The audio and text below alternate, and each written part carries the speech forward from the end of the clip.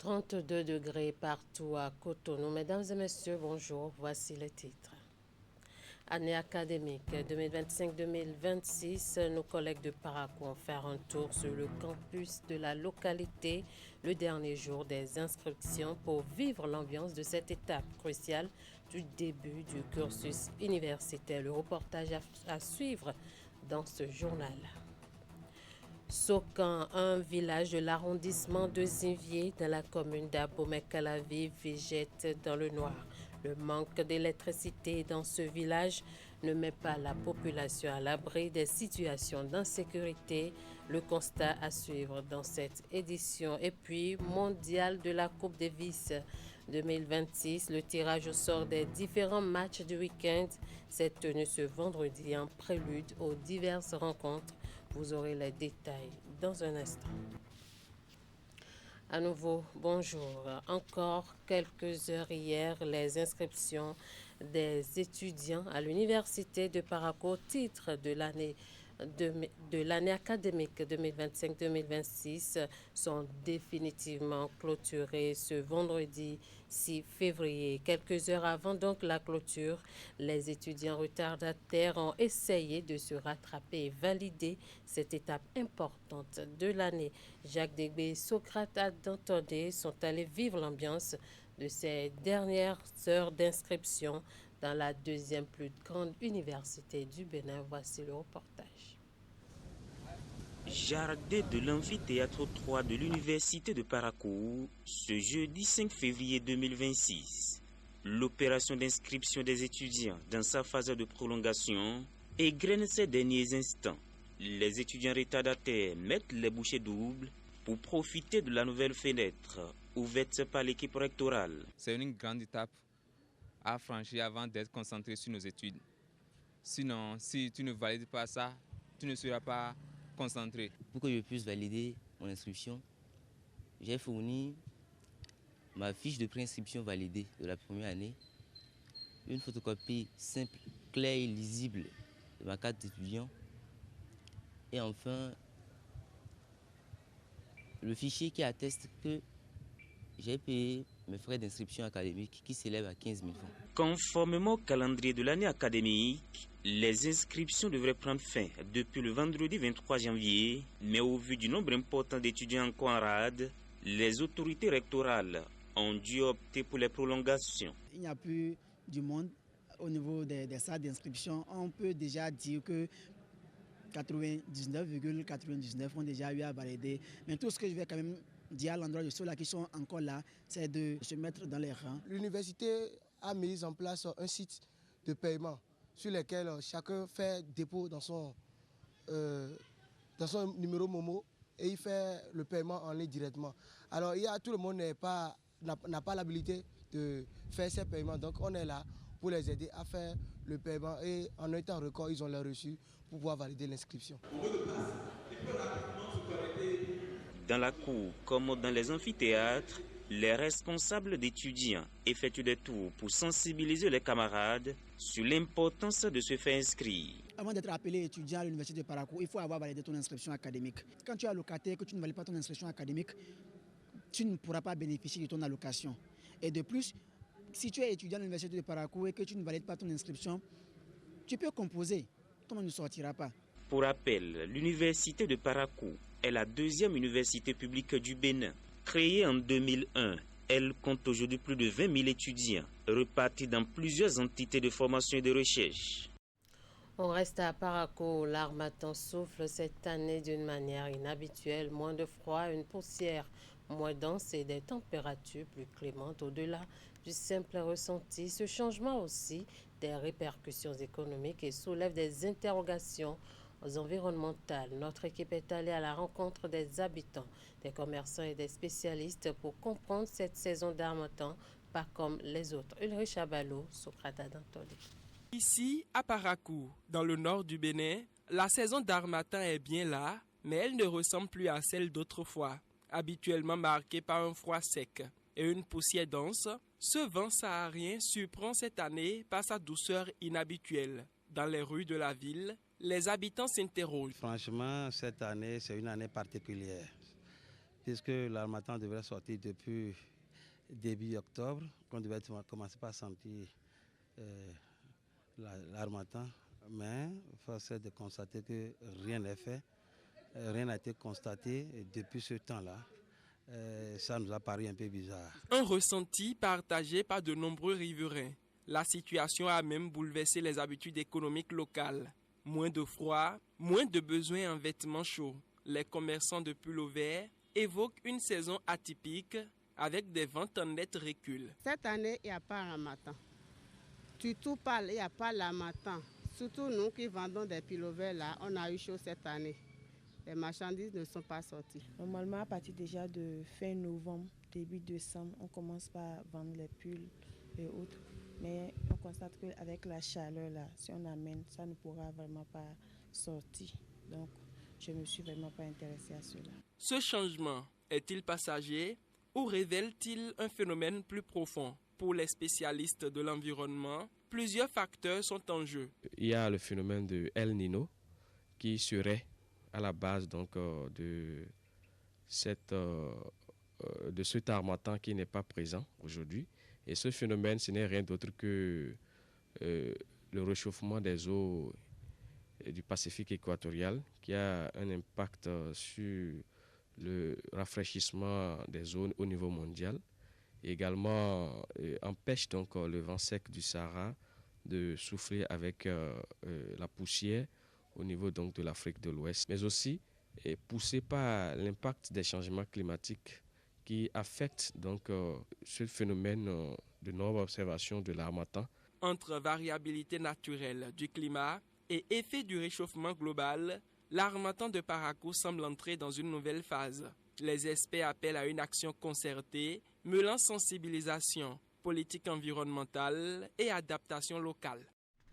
À Nati Tengo, le Conseil des activités éducatives du Bénin est devenu depuis peu l'un des pôles d'attraction des élèves étudiants et même des riverains de ce centre. Une dynamique devenue récurrente depuis l'érection d'un nouveau bâtiment entièrement équipé de documents de dernière génération et d'une connexion Wi-Fi à haut débit. Chaque mercredi après-midi et les samedis, plusieurs apprenants à la quête du savoir s'y rendent. Alassane Arouna. Grande affluence ce mercredi après-midi à la bibliothèque du CAEB de Nati Tengo. De jeunes apprenants venus des lycées et collèges de la place prennent d'assaut ce centre de recherche documentaire. Dans le portail, de petits groupes tête baissée autour d'un smartphone s'activent. À l'intérieur, certains feuillettent des ouvrages scolaires pendant que d'autres travaillent sur des ordinateurs. C'est la nouvelle donne ici depuis que ce centre s'est doté d'une connexion Wi-Fi à haut débit. Je suis venue ce soir au CAEB pour traiter quelques exercices de groupe avec mes camarades et faire quelques recherches via notre téléphone. Au-delà de la couche scolaire, des étudiants de l'école normale supérieure ENS de Nati Tengo font également partie des abonnés du CAEB. Bon, au CAEB ici à Nati, c'est un endroit qui est réservé aux élèves et aux étudiants à cause de la bibliothèque qui est là. Devenu depuis peu l'un des pôles d'attraction de la couche juvénile grâce à sa connexion Wi-Fi, le CAEB accueille, même au-delà des heures officielles d'ouverture, des riverains qui viennent profiter de la connexion pour leurs besoins numériques. Toute la population de Nati Tengo vient connecter gratuitement et ça les aide, surtout nous qui n'avons pas beaucoup de moyens. Pour rejoindre nos frères qui sont à l'extérieur, tu viens, tu peux communiquer gratuitement. Notre Wi-Fi est ouvert au public de manière gratuite. Le mot de passe est là. Avec sa nouvelle bâtisse moderne, dotée d'une documentation de dernière génération et d'une connexion Internet performante, le CAEB connaît depuis peu une augmentation exponentielle de son taux de fréquentation. De jour en jour, notre taux de fréquentation s'accroît. Vous avez vu ce nouveau joyau gratuitement offert par notre partenaire privilégié, la Fondation Vallée, qui accompagne le CAEB dans cette mission avec une connexion extra rapide et gratuite bien sûr. Les élèves sont nombreux à venir se cultiver. Après une période de travail et de recherche, Nos jeunes visiteurs peuvent conclure leur soirée en apothéose en profitant de ce spectacle dans un cadre à la fois convivial et enrichissant. Chaque matin, dans de nombreux foyers, le réveil des tout-petits vire parfois au bras de fer. Pleurs, fatigue, refus d'aller à l'école. Chez les enfants de moins de 5 ans, un bon sommeil et le réveil devient un enjeu pour les parents comme pour les enseignants. Comment gérer le réveil chez ces enfants? Élément de réponse avec Hugues Vinibé dans ce reportage.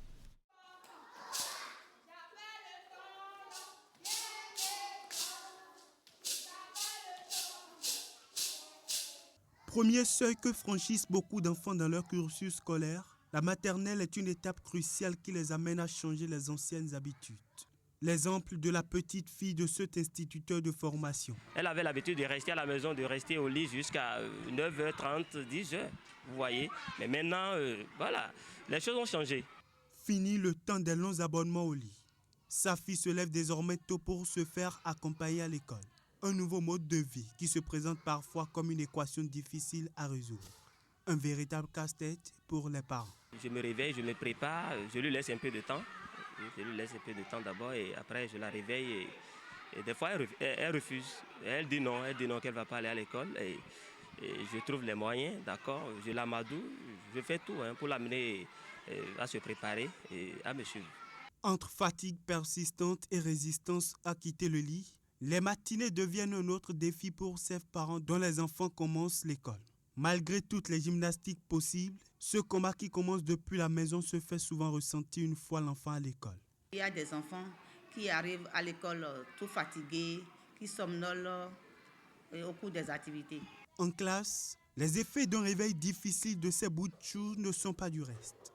Cependant, les parents se doivent de revoir leurs méthodes pour corriger le tir. Chaque parent qui a un enfant jeune qui est à la maternelle, même aussi, le moment du réveil doit être un moment stratégique. Il faut avoir des astuces, il faut avoir des méthodes pour que lorsque l'enfant se réveille, lorsque l'enfant ouvre les yeux, qu'il ne soit pas en train de pleurer, mais quand il ouvre les yeux, il fait un petit sourire afin de continuer sa journée. Le spécialiste conseille aussi de réglementer l'exposition des enfants aux écrans pendant de longues durées. De toute façon, enseignants et parents échangent quotidiennement pour de solutions durables. Le but étant de garantir aux enfants des nuits réparatrices pour des journées plus sereines à l'école.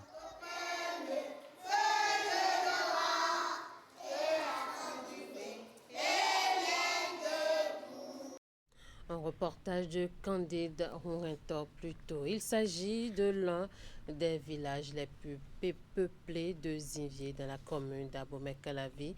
Je l'annonçais en titre, connu aussi pour son problème d'électrification. Sokan est le parent pauvre des politiques rurales de raccordement au réseau de la Société béninoise d'énergie électrique dans ce milieu malgré sa démographie et son positionnement géographique. La situation impacte l'éducation scolaire des apprenants tout en faisant le lit à l'insécurité.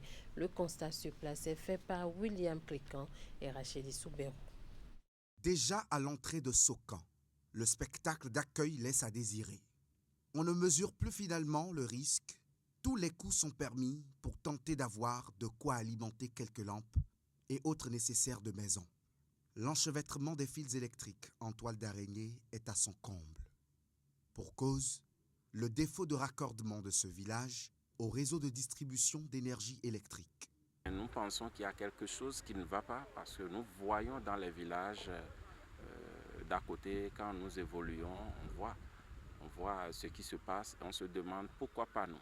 Nous avons entrepris beaucoup de démarches pour ne serait-ce qu'on vienne nous positionner ces poteaux, même si ce n'est que 500 mètres linéaires d'énergie, ça va nous soulager. Mais toutes les tentatives ont été vaines. Parfois, on nous dit que dans les registres, que le village est déjà électrifié. Nous sommes étonnés de voir que ce village, le plus grand des 15 villages que compte Zinvié, est laissé pour compte depuis toutes ces années. Nous nous sentons délaissés au détriment des autres localités autour de nous.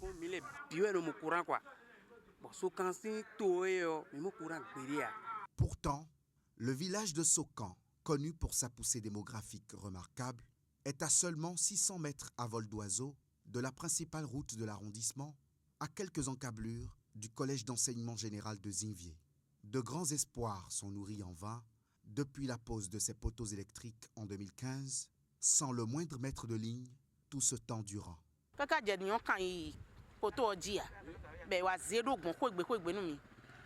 Ces poteaux n'ont jamais été raccordés à aucune ligne.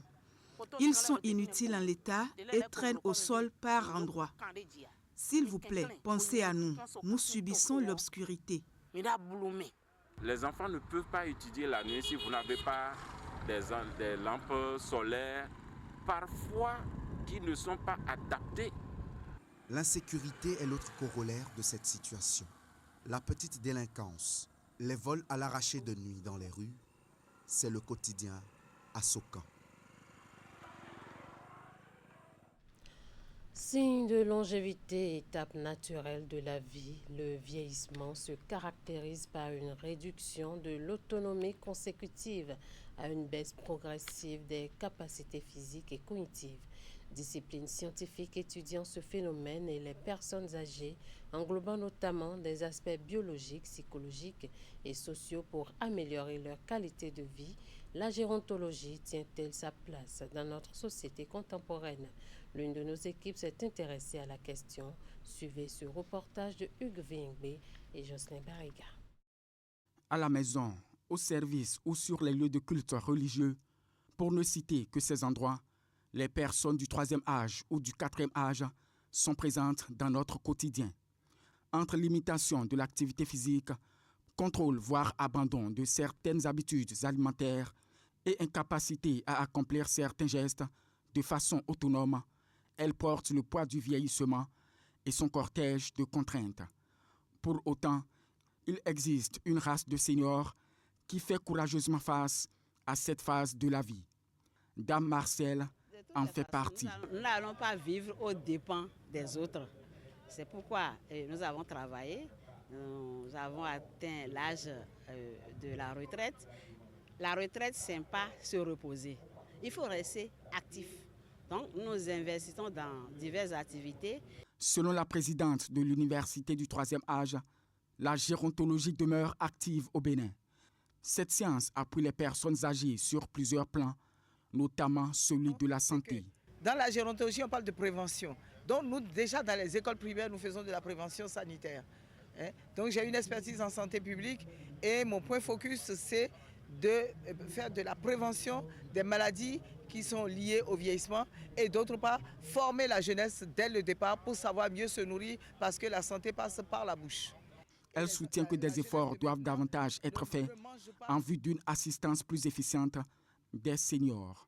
Le premier défi à relever, c'est de leur accorder une assurance maladie pour qu'elles puissent continuer à bénéficier des soins et suivre ce qu'on appelle le parcours santé. Parce que sans soins, le vieillissement est accéléré et il y a des nouvelles maladies qui s'installent régulièrement et qui conduisent au vieillissement accéléré, donc vers la mort. Au Bénin, la mobilisation des pouvoirs publics en faveur des personnes âgées se traduit notamment par l'Université du 3e âge qui leur offre un cadre spécial d'apprentissage. Améliorer l'hygiène publique et offrir des solutions durables aux populations du 13e arrondissement de Cotonou, c'est l'un des défis majeurs de l'ONG Béninville Propre et ses partenaires. Un joyau construit qui est en phase de finition va bientôt être accessible. C'est le fruit de gros efforts de salubrité menés grâce à un challenge qui a mis en compétition les 13 arrondissements de la ville de Cotonou. Teddy Goudalo est allé faire le constat. Voici son reportage. Ce modèle de toilette publique, implanté ici dans le 13e arrondissement de Cotonou, est l'aboutissement d'un travail rigoureux en matière de salubrité. Il constitue la récompense du challenge d'assainissement initié par l'ONG Béninville Propre, une compétition qui a mis aux prises les 13 arrondissements de la ville de Cotonou autour des bonnes pratiques d'hygiène et de propreté urbaine. Nous avons eu le premier prix qui nous donne ce joyau que vous avez vu derrière nous, qui n'est pas encore terminé. Et ils sont en phase de la finition. On a fait Ouidah ville propre, on a fait Cotonou ville propre, on vient de finir Calavi ville propre. Et Cotonou était vraiment une grande expérience et nous remercions le maire Luc Anthropo et nous remercions vraiment tous les participants, les CIA qui ont participé énormément à ce concours et le gouvernement, semblait le ministère de cadre de vie et semblait la SGDS et tous les partenaires qui nous accompagnent modérément avec le financement, l'accompagnement même moral et physique, nous ont vraiment soutenus pour qu'on puisse aller très fort. L'objectif est clair. Offrir aux populations une infrastructure d'hygiène accessible, attrayante, fonctionnelle et adaptée aux besoins du milieu. Selon le responsable du projet, l'inauguration officielle de cette toilette publique est imminente, signe de l'aboutissement d'un processus conduit avec méthode. Ce joyau que vous voyez actuellement derrière nous, ça a été financé par de gros partenaires qu'on appelle la SIAB et Batimat et tout le reste des partenaires aussi qui ont participé. Et le gouvernement a des bons plans, de bonnes initiatives. Nous n'allons pas nous rester à marge. Que ce soit citoyen béninois, n'importe qui n'est pas dans le gouvernement peut avoir cette initiative que l'État peut l'accompagner. Ensuite, c'est ça que nous avons mis ça en place. Donc, on peut dire le gouvernement, la mairie de Cotonou, l'ONG apporte l'initiative et les partenaires financent. À travers la mise en service de cette toilette publique, l'ONG Bénéville Propre, en collaboration avec ses partenaires, entend lutter efficacement contre les pratiques d'aisance à l'air libre et améliorer durablement l'hygiène publique dans le 13e arrondissement de Cotonou au bénéfice du cadre de vie des populations. Ce constat sur les toilettes publiques que vous venez de suivre est un droit de réponse des responsables du projet suite aux précédents reportages diffusés dans nos précédentes éditions. Dans le secteur des transports, les taxis civils traditionnellement de couleur vert et jaune sont en voie de disparition. La raison essentielle évoquée par les professionnels du secteur est que de nouveaux acteurs ont infiltré le dit secteur, non pas par vocation, mais plutôt par nécessité. Conséquence, les taxis civils ne gagnent plus grand-chose et ne pouvant pas supporter la concurrence, disparaissent simplement de la circulation. Je vous invite à suivre ce reportage de Virgile Arodegnon et Jocelyn Barriga sur le sujet. Après une vingtaine de minutes passées à ce carrefour, à l'entrée du Topa, on aperçoit enfin un taxi-ville traditionnel. Facilement reconnaissables à leur couleur vert et jaune, ils se font de nos jours de plus en plus rares dans la circulation. Sur le parc John O devant CDPA, ces véhicules automobiles terrestres privés destinés au transport payant de passagers et de leurs bagages de porte à porte peuvent se compter au bout des doigts. Ici, certains attendent désespérément leur premier client depuis 48 heures et d'autres depuis 24 heures. L'arrivée dans le secteur de nouveaux acteurs rend difficile le quotidien de ces taximens. Avant, les bus Topa là, c'est à Djonké, ils chargent pour aller à Dja, Lomé, à Bomé. Maintenant, ils ont mis les bus là dans la ville pour nous concurrencer. Après ça, ils ont amené Koloboto. Après, Tricycle. Après ça, il y a Nyango, il y a Gozem. Aujourd'hui, vous voyez les taxis disparaître comme ça parce que le secteur ne marche plus. Et nous ne pouvons pas dire aujourd'hui que le gouvernement est en train de nous faire quelque chose de mal. Parce que les autres aussi contribuent à la caisse de l'État. Aujourd'hui, le prix de ces concurrents sont un peu moins chers, ce qui fait qu'aujourd'hui, les taxis villes sont en train de diminuer. Nous tenons des responsables syndicaux qu'il y avait au commencement plus de 12 000 taxis villes à Cotonou. On les retrouvait également à Paracou et à Porto Novo. Mais aujourd'hui, les chargements semi-hors gabarit qu'ils s'imposent sont devenus un moyen de survie à la concurrence. Nous sommes obligés de nous adapter au temps parce que c'est ce que nous avons appris. Et c'est ça qui nous donne à manger. Aujourd'hui, les taxis villes garent comme les interurbains parce qu'ils ne trouvent pas de clients. On paye plus de 250 000 pour les tasses. Assurance, c'est 125 000. TVM, 35 000. Visite technique chaque 3 mois. La tasse est trop chère. Aujourd'hui, moi, je cherche à vendre mes taxis même. Ce n'est pas encourageant. Dévastés et impuissants face à la concurrence impitoyable des nouveaux acteurs, les conducteurs de taxis villes de Cotonou chantent à longueur de journée le refrain de l'amertume et du désespoir. Comme Olivier Agassounon, plusieurs d'entre eux seraient sur le point d'abandonner. Ne sachant plus quoi faire, d'autres ont carrément raccroché pour aller grossir le rang des conducteurs de Zémidjan, de tricycles ou de bus Tokpa-Tokpa, devenus depuis quelque temps les moyens de transport privilégiés des Cotonois. Et ce reportage sur la disparition progressive des taxis jaunes et verts est la première d'une série que vous allez découvrir dans nos prochaines éditions. Dans les localités où l'eau est un luxe, la technologie classique de la chasse d'eau est une impasse. En transformant les départements du Zou, du Plateau et des collines en pôle d'excellence pour l'assainissement écologique, le Bénin dessine une voie innovante pour l'Afrique de l'Ouest. Entre hygiène, agriculture verte et inclusion sociale, le projet des toilettes sèches agroécologiques entre dans sa 4e phase à travers des réflexions sensées ce vendredi 5 février 2026 par le président du Conseil économique et social. C'était au siège de l'institution. Voici le compte rendu de Ulrich Kaba. Autour de cette table, un front uni. L'UNICEF, le Rotary Club Paris Avenir, les préfets des départements des collines du Zou et du Plateau, quelques maires et des secrétaires exécutifs de mairie.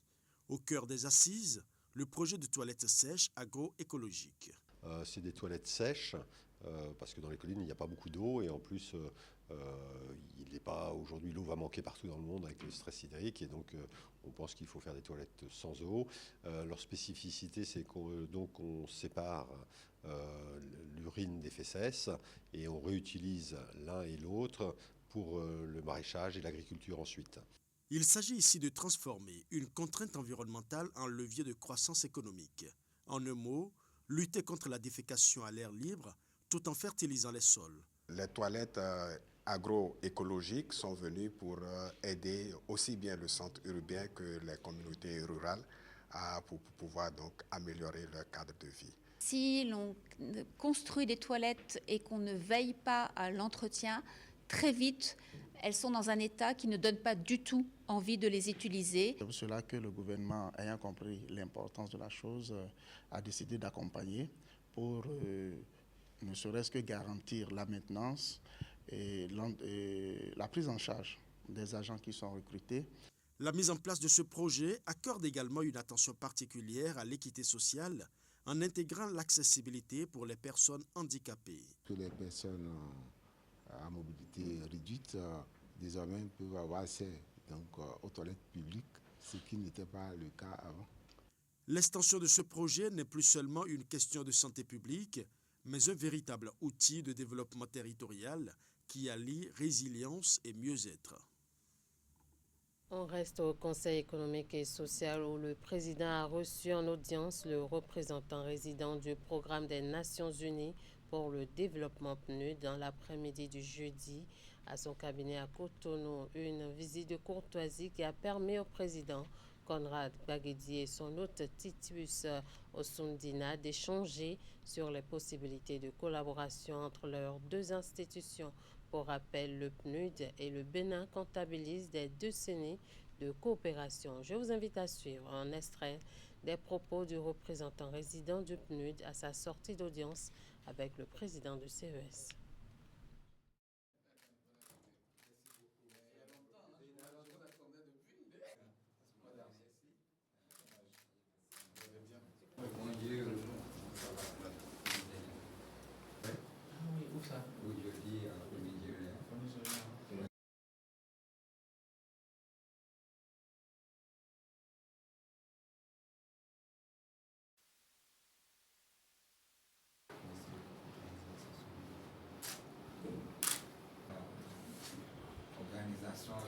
C'est quelque chose qu'on fait.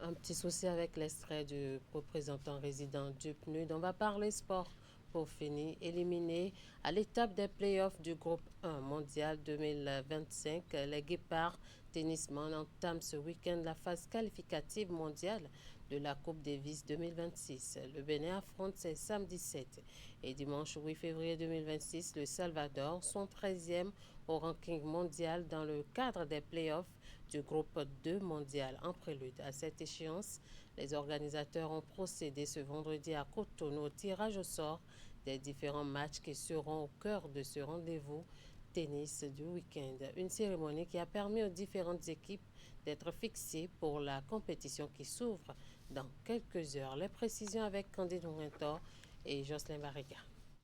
C'est un nouveau challenge qui vient au Guépard à domicile ici à Cotonou. Alexis Clegou et ses partenaires sont une nouvelle fois aux portes du groupe 2 mondial de la Coupe Davis après y avoir confirmé leur place en 2025. Mais cette année, ils tombent sur un nouvel adversaire, le Salvador. Un adversaire qu'il faut dompter pour pouvoir accéder au second tour des qualificatifs.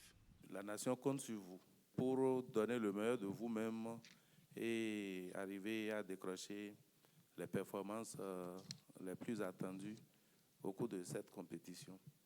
Victorieuse de la Lettonie à cette même étape de la compétition en 2025, la sélection nationale de tennis compte bien rééditer l'exploit et confirmer une nouvelle fois sa place dans le groupe 2 mondial. Et pour y arriver, le capitaine Bruno Drouin a fait appel à 4 tennismen, dont l'expérimenté Alexis Clegou et le jeune Calum Agbopanzo.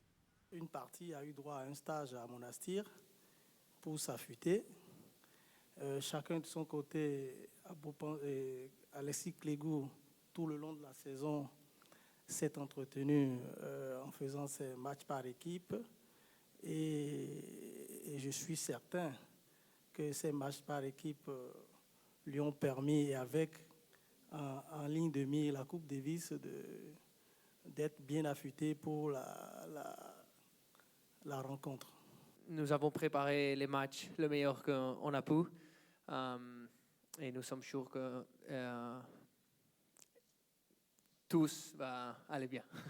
5 matchs à négocier au cours de ce premier round des qualifications entre les deux équipes. 2 matchs de simple, 1 match de double et 2 matchs de simple renversés entre les deux équipes. Et seule celle qui aura le plus de victoires va accéder à l'étape suivante. Et c'est ici, derrière moi, que toutes ces confrontations vont se dérouler. C'est samedi 7 et dimanche 8 février 2026.